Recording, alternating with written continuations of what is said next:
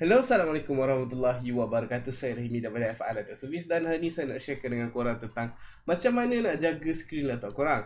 Okey, skrin ni macam biasalah saya akan cakap benda ni yang penting disebabkan skrin, bateri, keyboard, touchpad, benda ni yang membolehkan kita guna laptop kat mana-mana je. Okey, so yang pertama adalah korang jangan hempap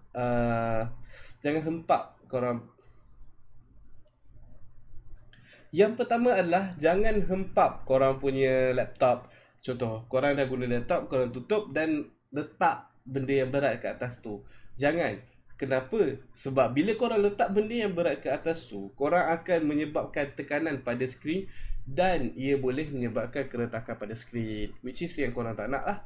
Okey, yang kedua, jangan tutup dengan kasar. Okey, just contoh korang dah shutdown laptop kan, korang dah habis semua. Bila korang tutup dengan perlahan. Kalau ada benda ada sesuatu yang menghalang, kira atas keyboard tu ada sesuatu dan dekat hinge tu ada kabel ke ataupun salah satu lah. Okey, alih dulu. Alihkan kabel tu, jangan paksa. Sebab takut hinge rosak, korang punya skrin pun rosak, lagi sekian hal. Korang nak buat kerja pun susah nanti.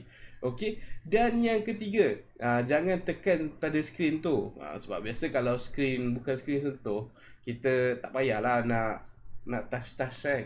Just gunalah apa yang ada, keyboard dengan mouse. Yang tu dua benda tu dah cukup dah. Okey. Terus yang keempat pula, gunakan bag yang khusus untuk laptop. Okey, sebab bag yang khusus untuk laptop ni dia ada span kat dalam tu. Okay, so memang ada ruangan untuk korang letak laptop dalam tu. Dan kalau dia terjatuh, biasanya damage dia kurang lah berbanding kalau korang letak dalam bag biasa yang direct, tak ada apa-apa, tak ada span ke apa ke. Okay, dan yang kelima, elakkan laptop korang daripada terjatuh ataupun terhentak. Okay, so kalau korang biasa letak laptop atas meja, jangan letak kat ujung-ujung, letak kat tengah-tengah ataupun dekat dengan dinding.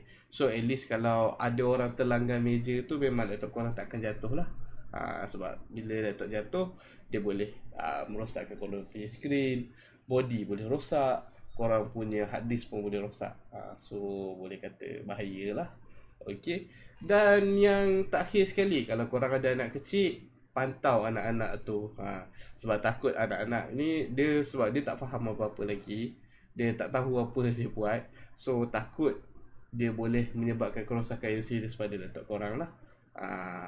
Okay, so sampai sini saja video untuk hari ini. Assalamualaikum warahmatullahi wabarakatuh. Saya Rahimi, signing out.